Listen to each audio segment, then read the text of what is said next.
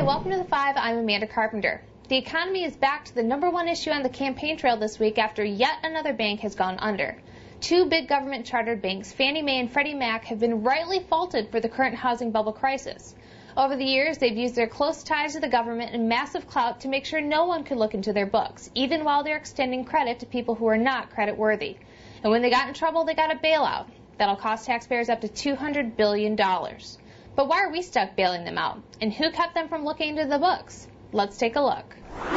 Number 5.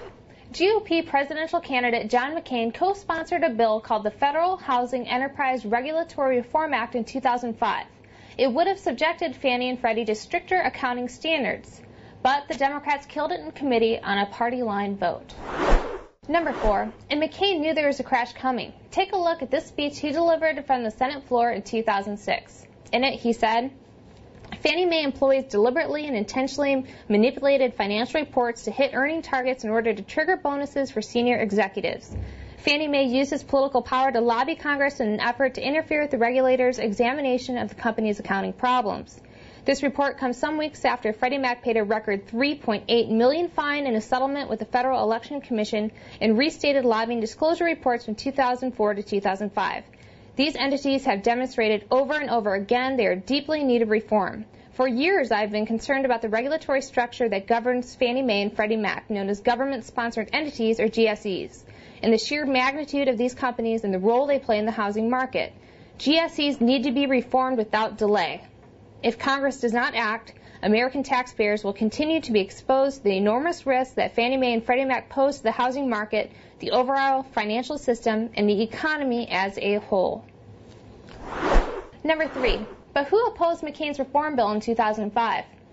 Those leading the charge against it were Democratic Senators Chris Dodd, John Kerry, Barack Obama, and Hillary Clinton.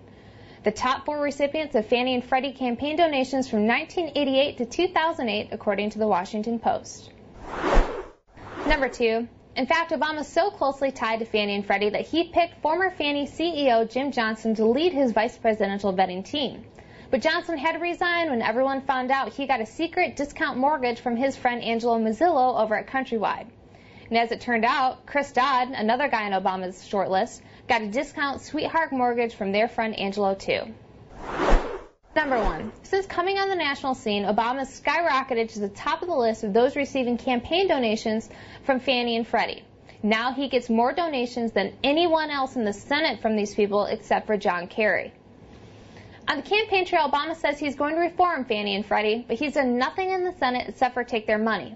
In return, the kind of reform John McCain was pushing never got through, and then it was left up to you, the taxpayers, to bail them out.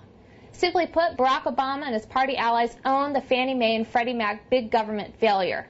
McCain and the Republicans tried to stop this from happening, and this is just another example of what big government Democrats will give you and the accountability Republicans demand.